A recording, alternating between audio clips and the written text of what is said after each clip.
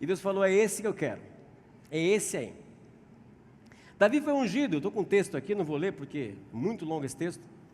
1 Samuel de 16, de 1 a 13, vou ler aqui embaixo. Vou ler do 7 em diante, diz o seguinte: Senhor, contudo, disse a Samuel: não considere sua aparência nem sua altura, pois eu o rejeitei, falando de um dos filhos. O Senhor não vê como o homem vê a aparência, mas o Senhor vê o coração. Então Jessé continuou chamando seus filhos, não foi desse, não foi esse, até que chegou no 11, e o profeta Samuel pergunta o seguinte: então perguntou a Jessé: esses são todos os seus filhos que você tem? Eu acredito que isso aqui se passou no Nordeste de Israel, né? Os meus conterrâneos, quantos nordestinos temos aqui? Vamos falar da terra aqui, a terrinha aqui. Nossa, tá baixo o índice nordestino aqui, hein? Precisa aumentar esse povo aqui.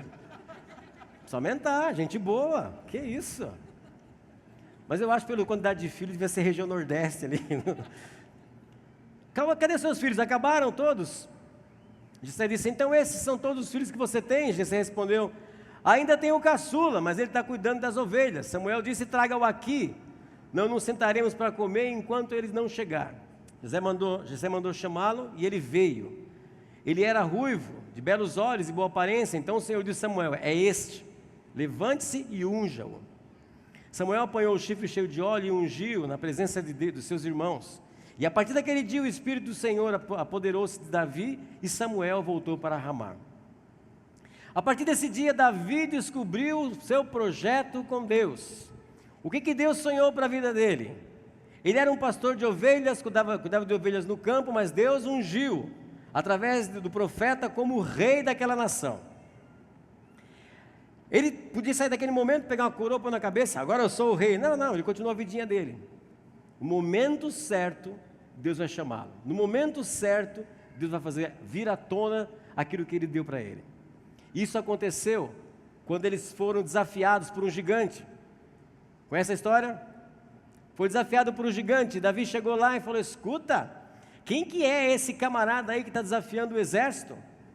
Ora, ele é um gigante, está desafiando. E Davi, você conhece a história?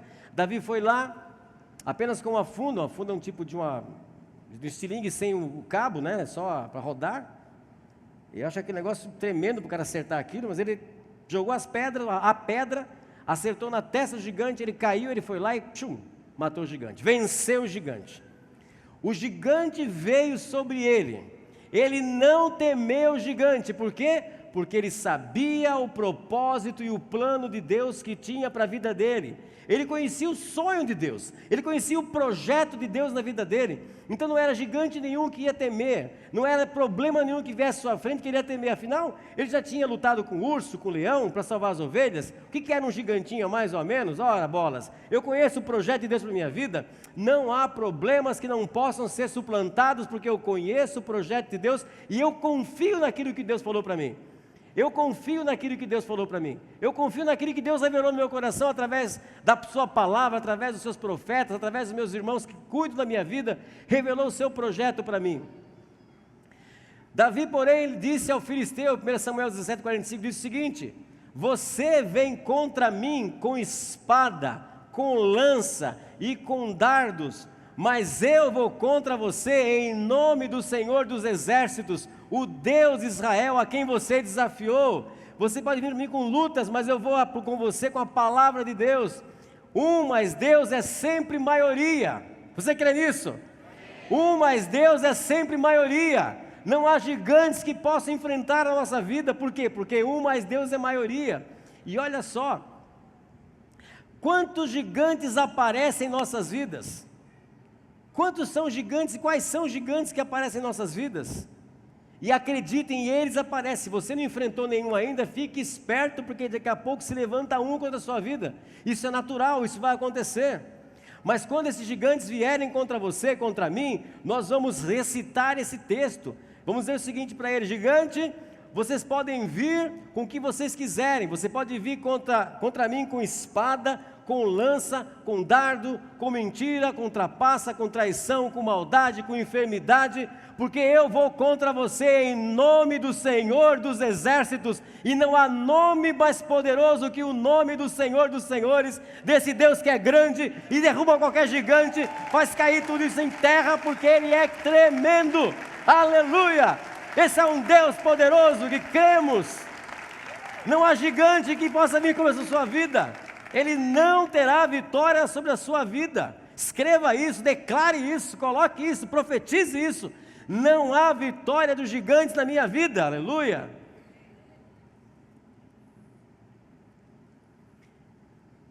Continuando. Já vimos até aqui, não desista dos seus sonhos. E tem um. Eu coloquei aquela figura, não sei se vocês lembram dessa figura da atleta que chegou no último fôlego de suas forças. Ela não venceu a corrida, mas ficou muito mais. Alguém lembra quem ganhou esse dia aqui? Não, né? Mas lembra quem perdeu? Quem foi a última colocada? Foi ela. Ela não desistiu do seu projeto, do seu sonho, atravessou a linha e desmaiou, mas ela chegou até o final e conseguiu o seu objetivo, atravessar aquela linha de chegada. Em primeiro lugar, não desista dos seus sonhos. Em segundo lugar, é preciso entender qual é o sonho de Deus para você. E terceiro e último ponto, sim, eu vou terminar, terceiro e último ponto, os métodos de Deus não são os nossos. Estou empolgado, eu gostei desse negócio de pregar, viu? Gostei, é legal. Não precisa estar no tom, não precisa contar tempo, não precisa ver o beat que está, é legal, legal. Os métodos de Deus não são os nossos. Repita isso comigo, os métodos de Deus não são os nossos. Vamos falar junto, vai, de novo. Os métodos de Deus. Entenderam bem? Você não consegue pôr Deus numa caixinha. Você não consegue pôr Deus moldado segundo a sua vontade, usando as roupas que você acha que Ele deve usar. Você não coloca Ele fazendo aquilo que você acha que Ele deva fazer, porque Ele é Deus soberano. Ele faz as coisas no tempo dEle, do jeito dEle, não do nosso jeito. Nós somos submissos a Ele. Hoje eu fico assustado em ver alguns evangelistas ou pregadores, enfim, pregarem por aí, colocando Deus numa caixinha submissa à vontade deles. Quando eu estalar o dedo, Deus vai fazer tal coisa, como se Deus fosse um garçom. Deus fosse alguém que ficasse do seu lado depois. Não, sim senhor, muito obrigado, não, Deus, você fez um negócio bom, muito obrigado, muito gentileza sua. Deus não é isso. Ele é Senhor absoluto, Ele é Deus. Entendeu o tamanho da dimensão desse nome? Ele é Deus, tremendo. Nós não colocamos Deus numa caixinha, nós não colocamos Deus da maneira que a gente quer que Ele seja, e sim, Ele é Deus.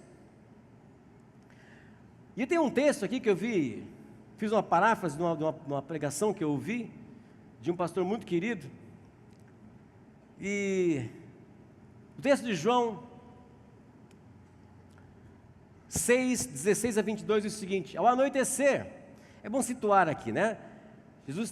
Esse texto aconteceu depois da multiplicação dos pães, dos peixes, a multidão estava lá, toda eufórica com Jesus, vamos proclamar o rei, eu não sei o que, e ele acabou saindo se retirou para orar um tempo, se retirou para sair daquela multidão, e seus discípulos então, desceram para o mar, entraram num barco e começaram a travessia para Cafarnaum. Já estava escuro e Jesus ainda não tinha ido até onde eles estavam. Soprava o vento forte e as águas estavam agitadas. Eu tenho uma teoria, que os discípulos eram pessoas, a turminha mais pé fria que existia naquele tempo. Toda vez que eles pegam um barco, você reparou isso? Você que é doutor na palavra, você reparou isso? Toda vez que eles pegam um barco para atravessar algum lugar, tem tempestade? Você reparou? Entrou no barco, eu que não queria com esses caras, já pensou voando com os caras desses? Deus me livre. Deus me livre. Aliás, barco também é perigoso, viu gente? Barco é um negócio perigoso. Eu fui com o Onésio num barco uma vez, lembra disso aí? Atravessamos num barco, no lago. Não vou falar onde é porque fica chato, né? A Magda estava junto. Lembrou, né? Lembrou. Fomos num barco, maravilhoso aqui. Todo mundo se divertindo, eu travado lá no barco. O barco balançava, aquele negócio balançando. Imagina aquilo no meio de uma tempestade, de noite. Ondas para um lado para o outro. Às vezes eu assisto um especial que passa na televisão sobre pesca pesca de caranguejo no alto mar, aquilo é uma loucura, Deus me livre. Tem dinheiro do mundo que paga entrar num negócio daquele.